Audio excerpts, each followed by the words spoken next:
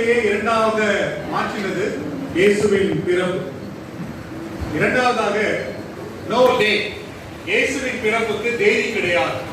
இன்றைக்கு தேதிகளையும் காலங்களையும் பார்க்கிற நமக்கு இயேசுவின் பிறப்பு தேதி இல்லாததினாலே நாமும் காலங்களையும் நேரங்களையும் பார்ப்பது தவறு என்பதை சொல்லிக் கொடுக்கிறது. மூன்றாவது குறிப்பு வந்து நோ டாடி. நோ டே, நோ டாடி. இயேசுவுக்கு தகப்பன் கிடையாது. தகப்பன் வந்து பரிசுத்த ஆவியானவரால் அவர் உருவாக்கப்பட்டவர்.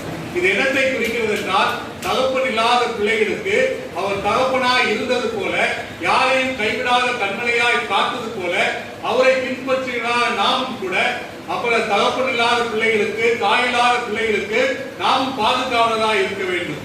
நோ டே, நோ டாடி. மூணாவது வந்து நோ டேங்கிள். தொட்டில் கிடையாது. அவர் வந்து புல்லணையிலே பிறந்தார்.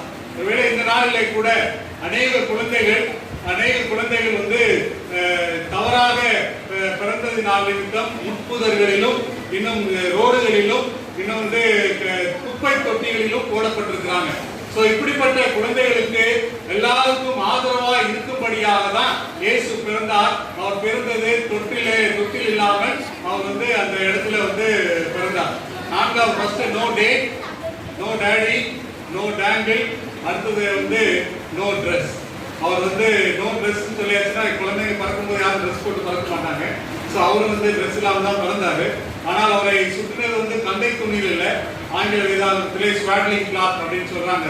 ஸோ அந்த ஸ்வாட்லிங் கிளாத் வந்து அந்த ட்ரெஸ் வந்து அது வந்து ஸ்ட்ரெயிட்டன் பண்றதுக்காக, உங்களையும் என்னையும் ஸ்ட்ரெயிட்டன் பண்ணுவதற்கு அடையாளமாக அவர் அந்த ஸ்வாட்லிங் கிளாத்தை போட்டார். இந்த ட்ரெஸ் வந்து அந்த ஸ்வாட்லிங் கிளாத்தை போட்டார். அந்த ஸ்வாட்லிங் கிளாத் வந்து யூத குழந்தைகளுக்கு வந்து பிறந்த உடனே எல்லாம் வந்து நேரா இருக்க வேண்டும் என்று சொல்லி அந்த குழந்தைகளை சுற்றி கொள்வார்கள். நம்ம வேதத்துல கூட கந்தை துணின்றது எங்கேயுமே இல்லை.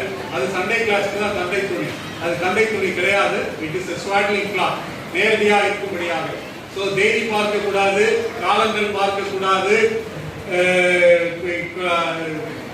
தாய் தகப்பன் இல்லாத குழந்தைகளை ஆதரிக்கணும். அதாவது ஏழைகளை ஆதரிப்பதற்காக அவர் பிறப்பின் அடையாளமாக இருந்தது. அடுத்தது வந்து தொட்டில் இல்லாத ஆதரவற்ற குழந்தைகள், அனாதைகள், இப்படிப்பட்டவர்களுக்கு எல்லாம் நாம் ஆதரவு தெரிவிக்கும்படியான இந்த காலத்தில் இருக்கணும். அந்த ட்ரெஸ் இல்லாத குழந்தைகளுக்கு அந்த ஸ்வாட்லிங் கிளாத் போல நேரடியாய் ஆக்குகிற நம்மை போன்ற ட்ரெஸ்ஸை கொடுக்கணும். அதே போல நம்முடைய வாழ்க்கையும் நாம் நேராய் ஆக்க வேண்டும் என்பதுதான் இயேசு கிறிஸ்துவின் பிறப்பு நம்மை உணர்த்துகிறது என்று சொல்ல நான் ஆசைப்படுகிறேன். சரித்திரத்தையே இரண்டாவது மாற்றினது இயேசுவின் பிறப்பு.